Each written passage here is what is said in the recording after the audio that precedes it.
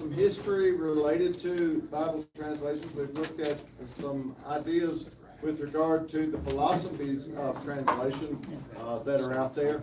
And tonight I want to begin what is probably the main intent of this class, and that is to take a deep dive looking at certain specific translations of the Bible. And I figured we would start with the oldest of the commonly available translations, and that is the King James translation. We'll look at a little bit of history about the King James translation. We'll look at a little bit of what the translators themselves said about the work that they did. And then we'll talk about maybe just a few things that may be helpful in evaluating it as a translation to use in your library. King James translation was commissioned by King James the Sixth and First. He's the sixth of Scotland and the first of England. Right very quickly after his coronation. He actually commissioned the project in 1604. It doesn't come to publication until 1611, and we'll see some history regarding that as we go along. But the main reason that he chose to commission this project is because there had been a lot of discussion about the issue of translating the Bible into English in the years leading up to King James' coronation. You'll remember that Tyndale was burned at the stake in part because he had translated the Bible into English, and that was a controversial move. King Henry VIII at that time was opposed to it. Later on, King Henry VIII would more or less approve the production of the Great Bible in 1538. But nevertheless, the Great Bible was not an official translation of the Kingdom of England, or more specifically, of the Church of England. And it wasn't primarily because Henry VIII, of course, is the one who started the Church of England, more or less, broke away from the Roman Catholic Church. And a great deal of the organization of the Church of England was just getting underway during his rule. And so the Great Bible does not become the official Bible of the Church of England, but there it is, and it's a big step forward in terms of translating the Bible into English. Well, come along through a little bit of history, and let's see, I lost track of my notes here. The Bishop's Bible, I don't have the year, I don't think, on the board. Is it on there? Yeah, there it is, 1568. It's even underlined in red. The Bishop's Bible comes along and is approved by Queen Elizabeth, sort of. Not in the same sense that the King James will be, but she does approve it anyway, and it becomes the Bible that is largely used by the Church of England, not the members, but the clergy. And one of the reasons that it was used almost exclusively by the clergy is because of the way in which it was printed. It was printed in these huge folio Bibles that were really built for the pulpit, literally to sit on the pulpit and never leave the pulpit. They were just too big to carry around. They were too big and unwieldy to use as a personal Bible. They literally sat on the pulpit, and they were for reading in the assembly. And so for that reason, they really never caught on among the literate lay people. And so you had the Bishop's Bible. You had in 1557 the production of the Geneva Bible. Now, does anybody remember in history what's going on in England in 1557? Civil War?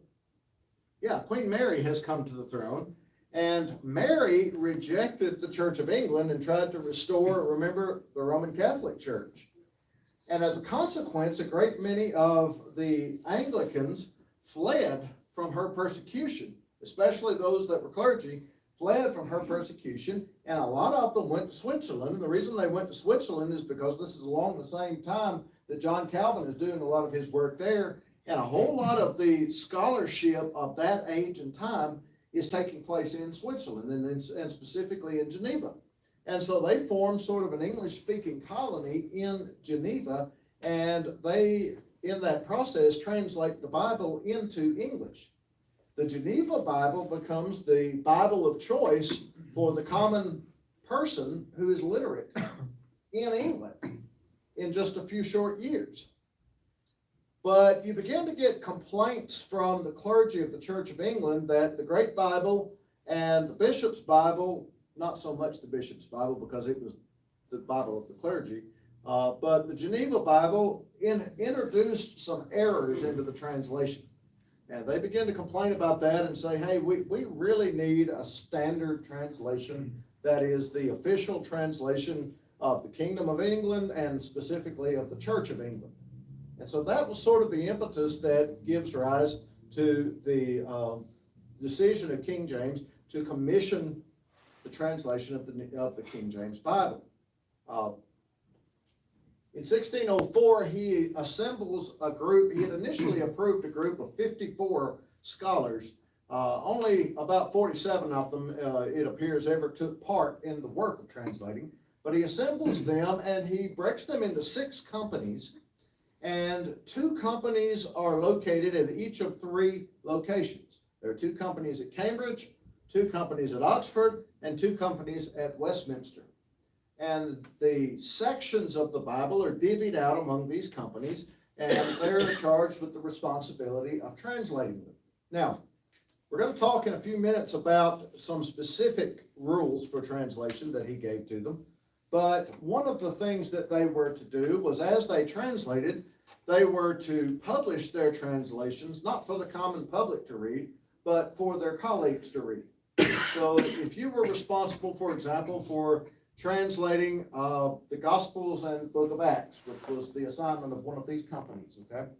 When you finish in your company translating the Gospels and the Book of Acts, you will then have your translation copied so that the other 5 companies can review it and make their notes on it. And if they differ strongly from what your company has decided the translation should be, they would make notes out in the margin and send it to a final revision committee that would make the final decision. Okay, this is what, Matthew 1:26 should say, and so on and so forth. And so all 6 companies circulated their own translations among the other 5 companies for them to comment on. And then in 1609, there was a general committee of review that met at Stationers' Hall in London and made the final revisions from all of the notes of all of the 6 companies. And the final say was had by the Archbishop of Canterbury, whose name was Bancroft. Richard Bancroft was to the Church of England about as close as you can get to the Pope being to the Church of Rome. Okay? They don't recognize the Pope, of course, and the king is the titular head of the church, but the Archbishop is the one who really holds the controls. And Bancroft, in particular, exercised control over the translating process. So much so that, for example, in Acts chapter 1, when the disciples are appointing a replacement for Judas, and they get to the question of how to translate the verse that says someone should fill his office. The King James says what? Anybody remember? Bishopric. Bishopric. That was a special choice by Archbishop Bancroft because he wanted to ensure that the word bishopric appeared in the translation. There's more to that story that we'll talk about in a moment. But yes, that was something that Bancroft specifically requested to be included in the final version. So he was the final say on the issues that came out. Now, they were to use as source material several things. And the idea, I think, of King James did not end up being in practice what the committees did. I think the idea of King James was that they take, and I don't think I know because he said so in so many words, that they take the bishop's Bible and use it as the foundation and go through, and essentially what he wanted them to do was revise the bishop's Bible with some specific principles in mind and just make it a better bishop's Bible. What the committees did, because they were really conscientious in their work. I mean, they really were. They deserve credit for this. They were extremely conscientious in their work. And so they said, okay, yeah, but we're not going to be content with just brushing up the bishop's Bible. We want to go back to the original texts. And we want to look at the original languages carefully. Yes, we're going to consult the English translations that have preceded us. And by the way, King James gave them a list of approved English translations that they could consult if they had questions about the way the bishop's Bible translated. We'll look at that in just a moment. They said, yes, we're going to do that, but we're going to give the greater weight to what the text of the original languages said. And so that's what they do. And they go back and they begin with, in the Old Testament, what's called the Masoretic text. Now, I haven't spent a whole lot of time talking to you about the textual transmission of the Hebrew. And the main reason for that is this. I don't consider myself to be well enough studied in Hebrew to be able to converse authoritatively with you on that subject.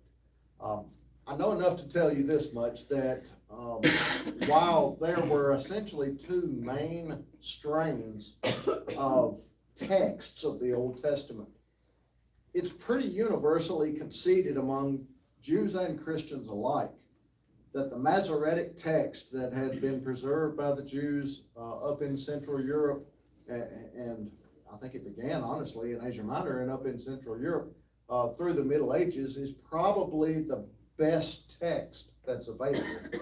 And it had been very, very carefully protected, very, very carefully transmitted down through the centuries by the Jews, who had appreciated the value of it, truthfully, ever since the time of the Babylonian captivity.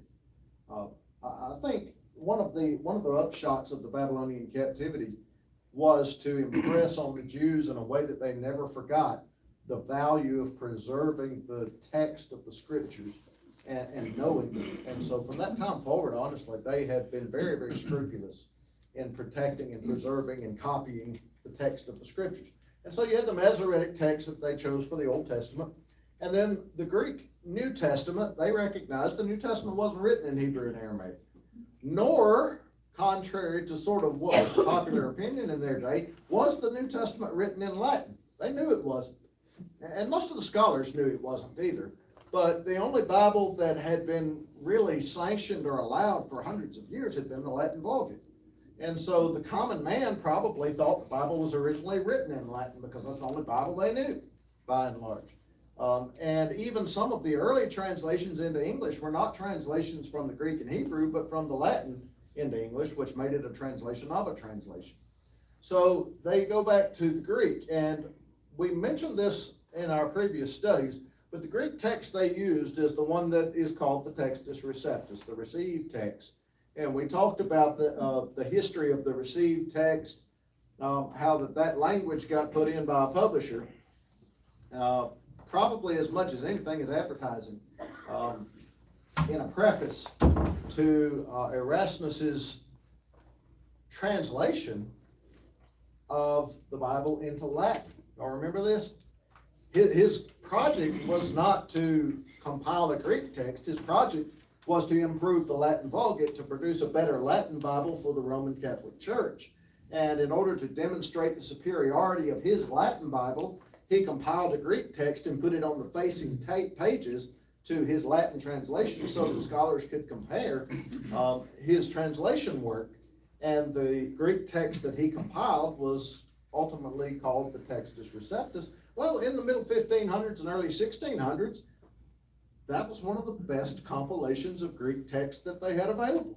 And it was really about the only real widely circulated compilation of Greek text that they had available. And so these scholars had kind of a difficult choice there. They could either take the Textus Receptus, which was generally considered to be pretty accurate and well put together, or they could go to all the trouble themselves of trying to compile all the manuscripts they could get their own hands on, and going through all the trouble of putting them together and deciding which variants are, more likely correct than others, and which text to use, and all this sort of stuff.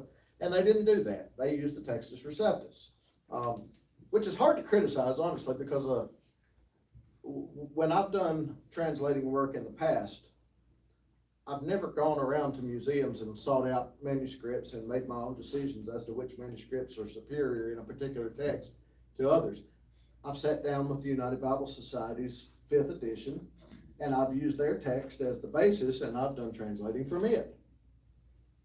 That's essentially what the King James translators did. They just didn't have the United Bible Society's 5th edition. All right, so they used the Textus Receptus. They also translated the Apocrypha. The Apocrypha had traditionally been included in the Bible since the times of the Septuagint. The Septuagint included the Apocrypha, and so as a result, when Jerome translated the Latin Vulgate, although he doubted that it was legitimate, he included the Apocrypha. And of course, the Roman Catholic Church used the Apocrypha, and because the Church of England really doctrinally didn't differ that much from the Roman Catholic Church, especially in the early going, they also used the Apocrypha. It wasn't until the late 1700s, early 1800s that Protestantism as a whole rejected the Apocrypha, and you began to see King James versions that didn't include it. Okay? So one of the 6 committees was assigned to translate the Apocrypha, and the texts they used were from Greek and Latin texts that they had going back to the Septuagint. Okay? The Bibles that they were allowed to consult, ironically, Tyndale's was one of them. Although Tyndale, as we said before, was burned at the stake in part because he translated the Bible into English. The Great Bible that Henry VIII had agreed with, the Bishop's Bible, the Geneva Bible, although the Geneva Bible was sort of looked askance upon. And the reason it was because it was the translation of choice of the Puritans. One of the things that King James wanted to ensure in the translating process was that the Puritans didn't have too much influence on the translation of the King James Bible. Now, Puritans were Anglicans. They were just a particular group of Anglicans that had a particular set of beliefs, and one of the things that they were sort of characteristic for doing was they weren't so very interested in what church teaching was or what church tradition was. They were much more interested in digging into the text of the Bible and basing their doctrine on what they found in the text of the Bible, even to the point of they were willing to go back to the original languages and take issue with some of what King James called the ecclesiastical language of the church and say, hey, this is not adequately translated. A couple of examples. When the Puritans translated the New Testament and they came across the word ecclesia, they did not translate it church. They translated it congregation. And the reason they did was because they reasoned that ecclesia refers to an assembly of people. The English word church etymologically came from the German word Kirk, which had reference to a building and not to the assembly. And they said the Greek word emphasizes the people, not the building. So the old children's song, this is the church, this is the steeple, open the doors, where are the people? The Puritans would have said, you've got it all backwards. You don't have a church without the people, right? And so they translated it congregation. Well, that didn't sit too well. Another word that the Puritans took issue with was the word baptize. Well, the word baptize wasn't ever actually a translation to begin with. It was more or less a transliteration. The word in the Greek is baptizo, and they essentially just spelled it in English letters and anglicized the ending of it just a little bit. So it comes across baptize instead of baptizo. But it really doesn't tell us what it means, does it? Well, the Puritans were in the habit of translating the word baptizo, washing. Occasionally you would hear them refer to immersing, but their word of choice was washing. And King James says, no, we're going to stick with the ecclesiastical terms like church and baptize and things of that nature. Okay?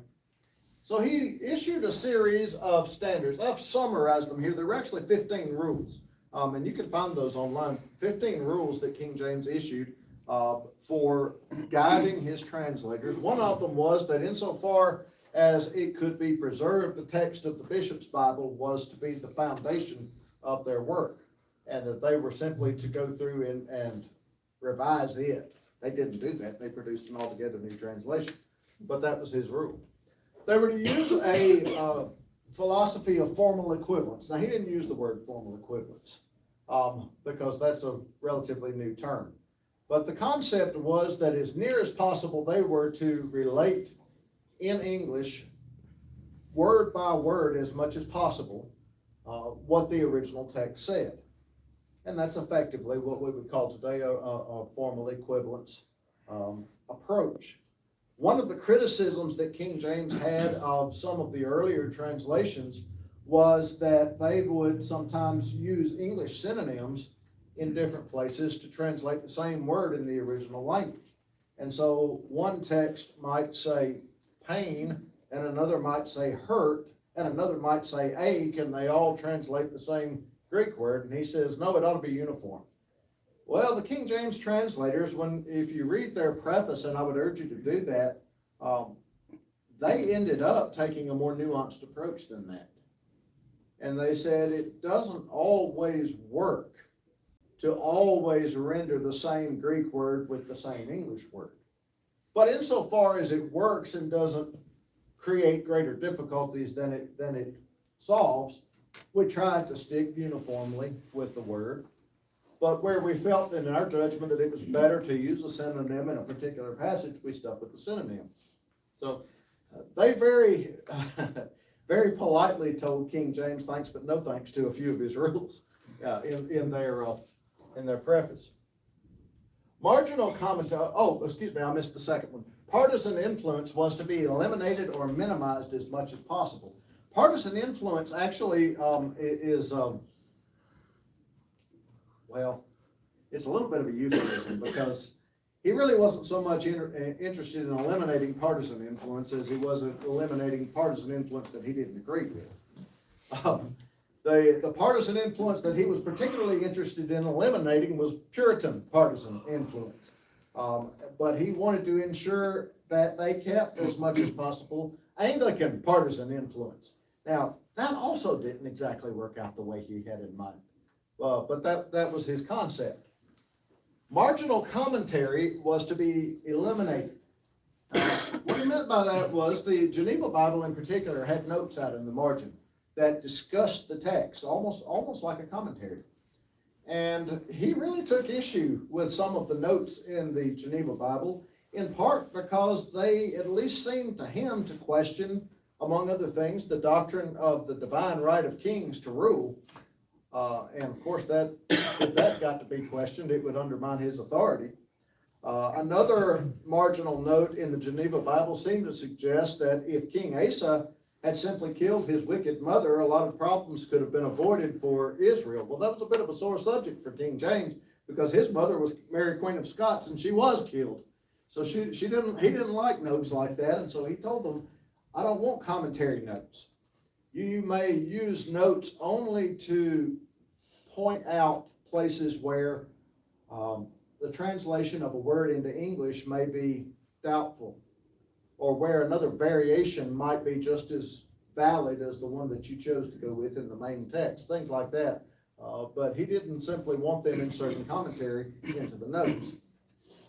Ecclesiastical terms are not to be eliminated. We talked about that a moment ago. Here's an interesting one. The familiar proper names of Bible characters are not to be changed. Some of these Bibles that had been produced before had rendered the names of certain Bible characters in ways that the people in England had gotten used to saying them, and he wanted to keep this Bible as much as possible familiar to the people. And so he said, even though there may be a more accurate rendering of a proper name from the source language into English, keep the names everybody is familiar with. Give you a perfect example. James, brother of the Lord, apostle, brother of John. Does anybody know what the Greek word for James is? If I spelled it in English letters, it would look something like this. I-A-K-O-B-O-S. Jakobos. It's Jacob. It doesn't become James until you get into Middle English. But all throughout our Bibles, we have Jameses, and they're really Jacobs. Okay. Because James and Jacob are effectively the same name. But the English people by this time had gotten used to calling James, James. John, Johannes. We don't say Johannes, we don't say the Gospel of Johannes, we say the Gospel of John, but that's nothing at all like the Greek. And so on and so forth. But King James said, look, I want this to be, as much as possible, something that feels familiar and accessible to the people, so don't go monkeying with the names that they're used to. And so, for that reason, many of these names, although they're really not a very accurate rendition of what the original is, James is James, John is John, so on and so forth. He wanted it to reflect the episcopal structure of the Church of England and the belief in an ordained clergy. Now, this was something he forthrightly stated to his translators. I want to make sure that the translation reflects the episcopal structure of the Church of England. Well, now, wait a minute. What exactly does that mean? Well, the episcopal structure of the Church of England meant, among other things, that an individual congregation was by no means autonomous. Nor were the leaders of an individual congregation able to make decisions for that congregation, and this is what autonomy means, without getting the approval from someone up the ladder. And you had the hierarchy of the Church of England that primarily was based on the hierarchy of the Roman Catholic Church, and you had this pattern of church polity that actually is nowhere found in Scripture. You know what's truly ironic? At least to me it is. If you look at the churches today in modern America that insist on using no other translation than the King James, the vast majority of them are congregational in structure. Isn't that interesting? King James's plan on that one really didn't materialize, nor did the belief in ordained clergy. And the reason was because, honestly, his translators were too scrupulous to insert their own dogma in where the text simply didn't justify it. They translated. They didn't commentate, and that's to their credit. Let's talk for a moment about publication. The original publications. Okay. There is no original 1611 King James Version. There were two editions that came out almost simultaneously right off the bat, and they were distinguishable from one another because right at the end of the book of Ruth, one of them said he went into the village, the other said she went into the village, because the printer either left out or inserted a letter S in the typeface, and they were known as the he and she Bibles. And there was a great disagreement among the Bibles as they were being published in terms of spellings of names, spellings of places, even spellings of words. At that time in English history just was not standardized nearly like it is today. And so names were often spelled 2 or 3 different ways.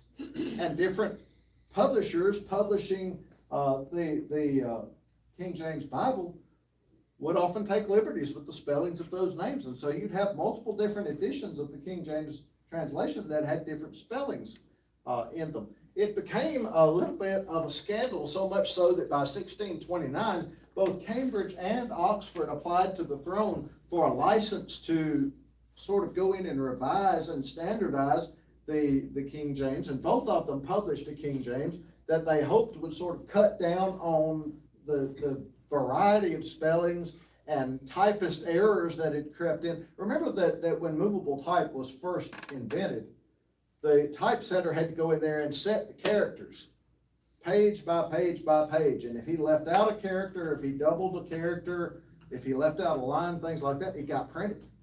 And typically it got printed several times before anybody caught the error, and oftentimes it even got published. And so that had gotten to be a bit of a scandal. 1638, Cambridge again revised, and when I say if you go online and start looking up King James Version editions, you're going to step into a pit of lava because there is a very hot, vicious, shrill debate online about this question of the King James translation. On one extreme, you have some folks who believe that particularly particularly the Greek text of the King James New Testament, was in some way an inspired Greek text, more so than any of the other Greek texts. And then you have a whole lot of things that simply aren't borne out by history, where people believe that the translators of the King James in some way were providentially controlled so that the translation they produced was much superior to any translation that's ever been produced before or since. Those claims simply don't make sense with history, but you get into this great big debate, and one of the things that they debate about is they're parsing words. What is a revision versus an addition versus a translation? What I mean by this is if they published a new one and it was different from the ones they were publishing, as in they set new typeface, I'm calling that a revision. Okay, it's still the same text, but they're fixing spelling errors, punctuation errors, things of that nature. Okay? 1760 sees Cambridge, under the work of Francis Sawyer Parrish, really make an effort to standardize the spellings and the punctuation as the language is developing. By the way, the King James translation is not Old English. It's not even Middle English. It's early modern English is what it is, okay? And so the modern English is really developing during this time, and spellings are changing. 1769, Oxford, under the direction of a man named Benjamin Blaney, produces what is probably today the standard edition of the King James text. And if you go to Books A Million today and you buy a King James Bible, chances are about 99 to 1 that what you're buying is effectively the version of the King James that Blaney put together in terms of the spellings of words, the sentence structure, the punctuation, things of that nature. Now, people have said, and I may have, if I have said this or if I have indicated this, I want to step back from it just a little bit.